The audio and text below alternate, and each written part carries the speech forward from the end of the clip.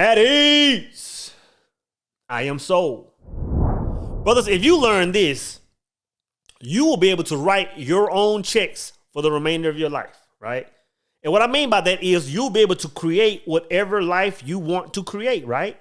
And that thing is to stop asking for what's already yours. Stop asking for what's already yours, right? I used to, some years ago, man, I used to get kind of sad, man, when I thought about like the generation before us, like my father, his father, and I would get sad because I say, it hurts me that they didn't have the same information that we had. A lot of the information that's open to public now that used to be in certain societies, that used to be, behind closed doors. I said, man, this stuff wasn't talked about like it is now. So I said, so they were kind of in the dark. They had to follow the old system of doing things and the old system of believing, right? But a number of years ago, man, I'm thinking maybe 2014, some years ago, I remember getting on YouTube, man, and watching this brother speak. Older gentleman, right? And I'm looking at this brother, and I'm like, man, this brother sounds familiar. And I'm looking at the footage, just old recordings from maybe the 80s, the 70s, maybe, and it was this brother, Reverend Ike, right? And after watching one or two videos, man, and hearing this voice over and over, I said, boy, I remember this brother. I can remember man being, 5, 6, 7, 8, 9 years old. And this was the brother that the black community made fun of. I mean, I could go to my friend's house. I could be at home and it come on, he come on television. And like people made fun of him, man. They were saying that, this brother was out to get money. This brother was out to do. But to be honest, he was just ahead of his time, man. Because when I listen to him now or, over the last few years, I would hear this brother. He's quoting Neville. He's quoting some of the greats. He's talking about manifestation. He's talking about becoming, which in 1980, 1990, this stuff sounded crazy, man. So he was just blown off. So I'm like, you know what? Information has always been there. It might have been on 8 tracks and cassettes, but it was available. You know what I'm saying? It might not have been a YouTube at that time, but people were still talking. Televangelists were still on television, man. So the message has always been there, right?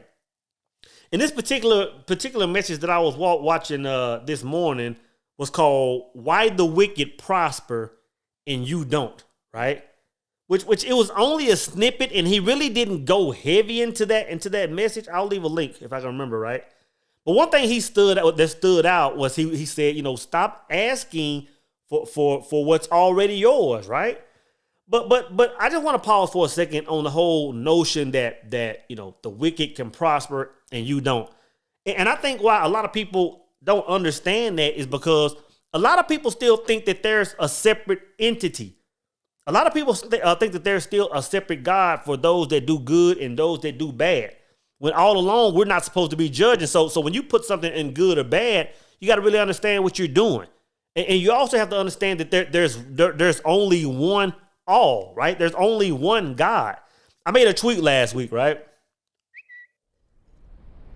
And in this tweet, I said a lot of y'all are going to be surprised when you leave this planet and you find out that Martin Luther King and Hitler are in the same place, right?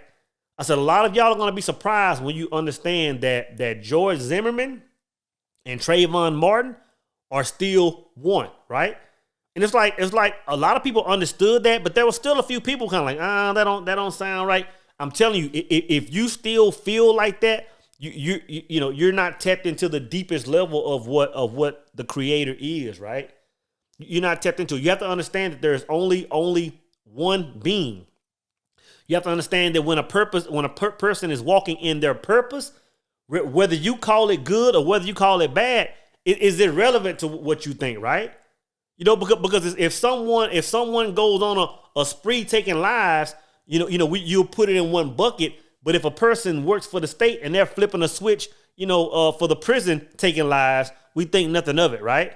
So we have to understand, man, that if a person is following the laws that govern this world and tied in, then they will be prosperous, right? But going back to what I was saying, man, stop asking for what's yours. Stop asking for what's already yours. Brother Ike, man, used the perfect example, man. Because see, a lot of people are still under this mindset of getting on bended knee and begging some entity outside of us to bestow blessings upon us. And brother, I'm telling you, that way of thinking is like in 2022, if we're still thinking like that, then we have a long way to go, man. We have to understand that just by us being created, then anything that we can pray for, anything that we can ask for is already been granted. And I'm telling you, once you understand this, brother, your life is going to change. And Reverend Ike used the example, perfect example, man. He used the example of his son. He said, you know what, man, my son will roam around the house and come in my room, going, do all these things. And he said, my son has access to everything. And that's how it is with our children. If you have a son or daughter and they go in the kitchen, they don't have to ask you, can they get some of your cookies or some of your drinks in the freezer?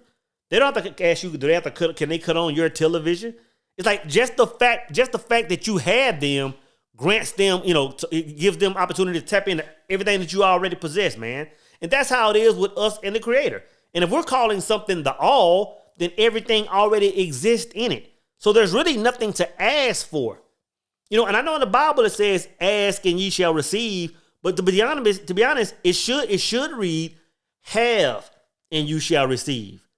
Because that's how you plug in, man. That's how you plug in by actually having it, by actually moving in that energy, by actually surfing on that frequency, brothers. I'm telling you, man, you figure this out, man, you literally have life by the horns.